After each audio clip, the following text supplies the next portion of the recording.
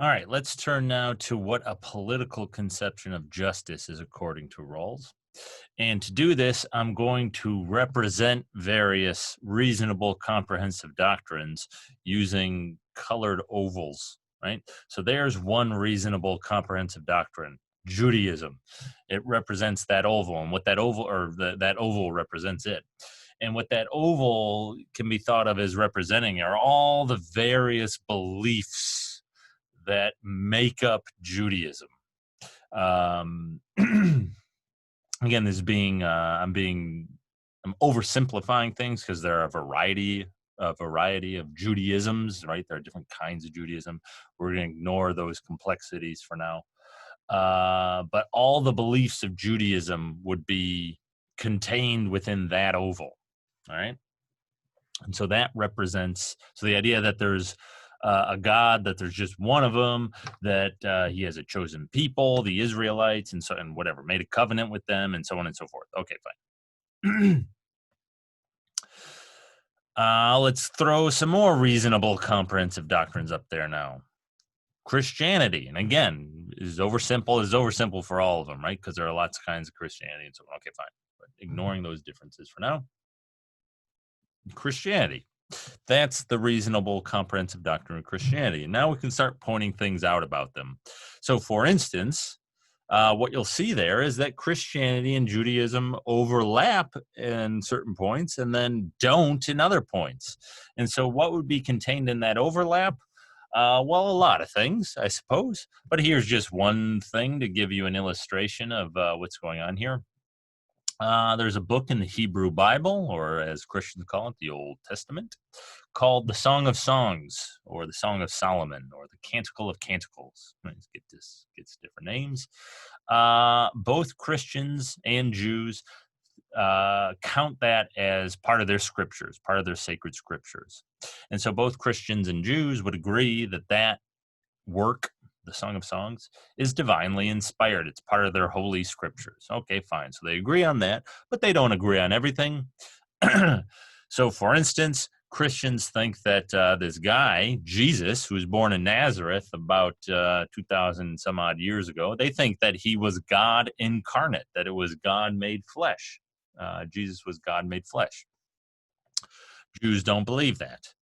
And there are plenty of things that Jews believe that Christians don't. So, for instance, just to pick an example, Jews think it's against, or at least certain Jews, I should say, think it's against God's laws, the laws handed down in the Hebrew Bible to eat pork. And so they refrain from eating pork, right? Christians, in as much as they're Christians, don't have any problem with eating pork, I think. I don't know of any Christian group that prohibits the eating of pork, but there's probably one. But in general, Christians don't, right?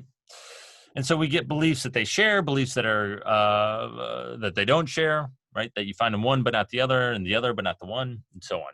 And I don't mean to represent anything by having the area of agreement be so small compared to the area of disagreement. It doesn't mean anything. It doesn't mean that Christians and Jews disagree about more things than they agree about. It's just whatever. It's just the way the image is made, the way I'm making it. Okay, right? But now we can start adding in more reasonable comprehensive doctrines. So Jews think that, or at least, there's a prohibition on eating pork, or at least a lot of Jews have believe in such a prohibition. Well, so do a lot of Muslims, right? And so that would be something that Islam and Judaism share in common, this prohibition on eating pork, that they share in common, but that they don't share with Christianity. Yeah. But then, of course, there are going to be beliefs that are particular to Islam. So, for instance, the idea that the Quran is the literal word of God. That's a belief that is unique to Islam. Christians don't believe that, and Jews don't believe that, right? And there'd be more things besides, right? Now we can start just throwing in other comprehensive doctrines. So Rawls thinks that the major religious traditions are reasonable comprehensive doctrines, but not just religious traditions. any kind of comprehensive view of the world and of human beings' place in it. And so there are going to be non-religious comprehensive doctrines. So the one I'm using here is something like secular humanism, a kind of it's a kind of atheism, but it's kind of a comprehensive view of things.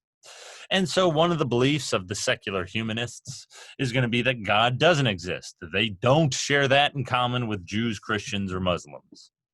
Yeah, something like that. And so we can throw secular humanism in there. And we can throw all the various philosophical traditions in there. So I have Aristotelianism. You could throw other ones in there too.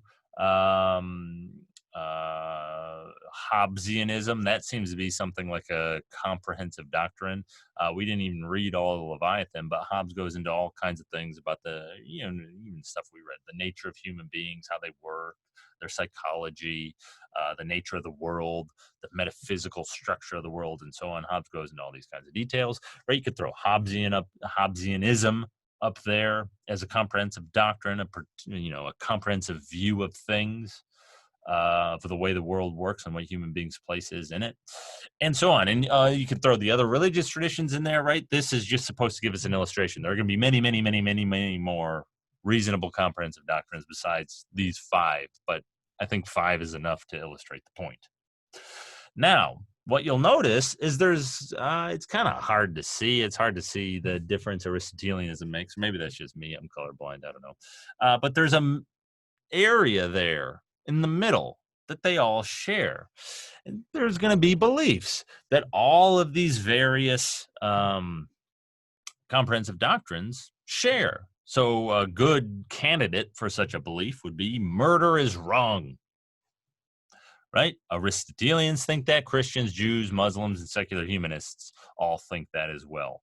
And so that's going to be in this middle area. God's existence is not going to be in that middle area. That we shouldn't eat pork is not going to be in that middle area. That the Song of Songs is divinely inspired is not in the middle area, right? It's only this kind of very limited set of claims, of beliefs, that's going to be in that middle area.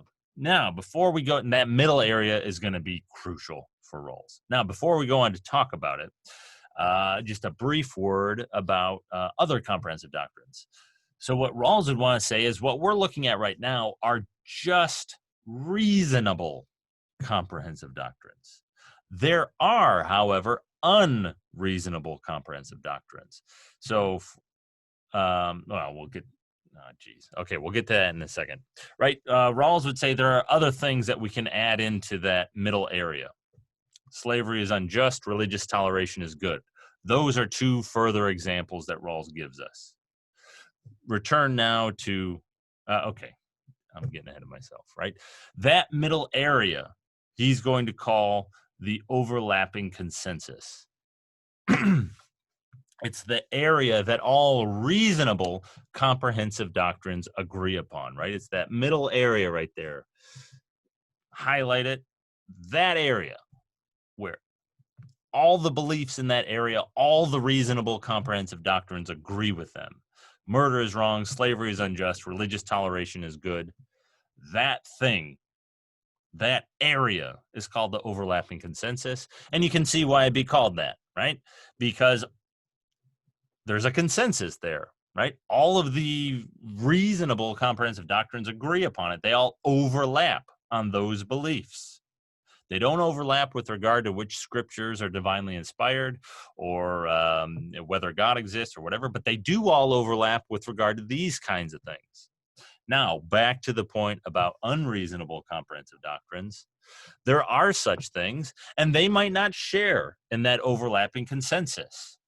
And I'm not just picking out Christianity and secular humanism or whatever, right? You could have unreasonable varieties of any of these comprehensive doctrines: unreasonable Judaism, unreasonable Islam, unreasonable Aristotelianism. These unreasonable comprehensive doctrines might not agree on those beliefs in the overlapping consensus. That's fine, according to Rawls. We don't need to worry about them, though. Why? Because they're being unreasonable. They're not being fair. They're not trying to cooperate fairly. Basically, that's basically what Rawls means by being reasonable. Not trying to engage in fair cooperation with other people. And so unreasonable secular humanism might say something like, or unreasonable Christianity, take that for example, might say something like, no, religious toleration is not good. We ought not tolerate other religions, just Christianity, or something like that. Well, that's not being very reasonable. That's not being fair. You're not really trying to engage with other people on terms of fair cooperation, right? And that's what makes it unreasonable. And so that might be, I don't know, whatever, right? That might be out there. They might agree with some of the overlapping consensus, but not the claim that religious toleration is good. Unreasonable secular humanism might say, no, murder, it's okay in certain circumstances, or whatever. Unreasonable Aristotelianism might say that, and so on and so forth, right? But we don't need to worry about them because they're not being reasonable. They're not being fair. They're not actually kind of trying to play the game of finding some shared basis of governance, Rawls thinks. Right? Okay, so there's your overlapping consensus. Now, how does a political conception of justice works? We have the idea of an overlapping consensus. The political conception of justice is going to be derived from that. That's what a political conception of justice is. It's a conception of justice derived from the overlapping consensus. So the idea is something like this. This is Rawls' idea. You would take all of the beliefs that you find in that overlapping consensus. So the three examples we have: murder is wrong, slavery is unjust, religious toleration is good. There are going to be many others besides that. Stealing is wrong. In general, you shouldn't lie. I don't know. Other things like that, yeah? There's going to be a lot of perhaps the equality of human beings, moral egalitarianism. All human beings are worthy of equal respect and have equal rights and so on. Something like that, right? You take all those beliefs, and what we do is we derive certain principles from those beliefs. We try to generalize from those beliefs that you find in the overlapping consensus, and we try to find principles or a principle that entails all of those beliefs that you find in the overlapping consensus. You try to find principles of justice that entail all of the beliefs in the overlapping consensus. And then if you can do that, that conception of justice that you derive, those principles of justice that you derive, that would be a political conception of justice, right? A conception of justice that's derived from the overlapping consensus is a political conception of justice. Three features of a political conception of justice. You'll notice in political liberalism, for whatever reason, Rawls gives lists of three just all over the place. Everything's got three features or three characteristics or three senses, or three is everywhere. All right, so three features of a political conception of justice according to Rawls. First, he's going to say that this conception of justice that we derive from these beliefs that we find in the overlapping consensus, it's going to apply to the basic structure of society.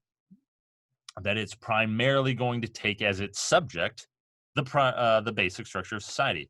We already know exactly what that means because Rawls talks all about it in Theory of Justice. We're not going to worry about it. Major social institutions, the way that the major social institutions distribute certain goods, right? That's the basic structure of society.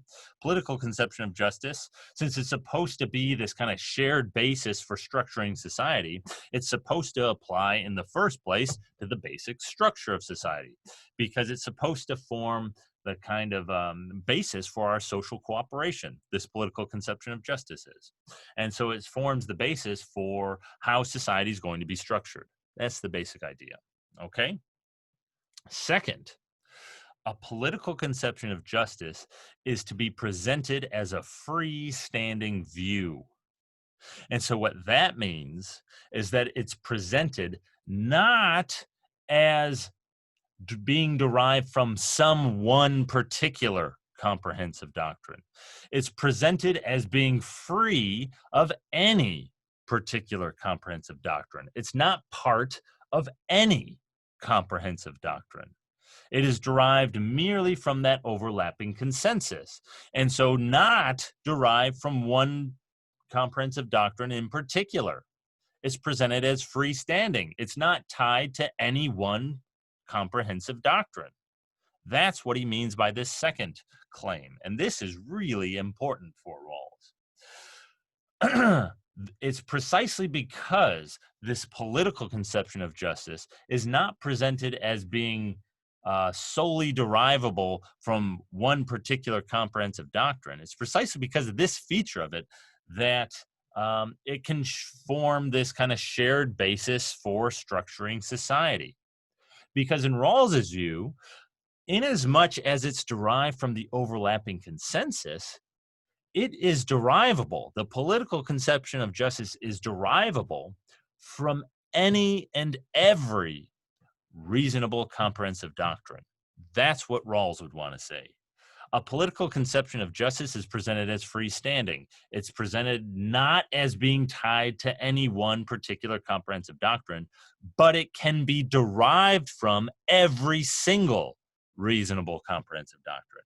Every single reasonable comprehensive doctrine can get on board with it. Why? Because it's derived from beliefs that they accept. By deriving it from the overlapping consensus, you ensure that a political conception of justice is derived from beliefs that every reasonable comprehensive doctrine accepts, right? Because if it's in the overlapping consensus, every reasonable comprehensive doctrine accepts it. That's what it is to be in the overlapping consensus, right? And so a political conception of justice is derivable from every single reasonable comprehensive doctrine, but it's not presented as being derived from any particular reasonable comprehensive doctrine. It's presented as a freestanding view. Lastly, he claims that a political conception of justice is going to be expressed in terms of certain fundamental ideas seen as implicit in the public political culture of a democratic society. What does that mean? It's going to be presented in terms that you find in that overlapping consensus. And what are those going to be?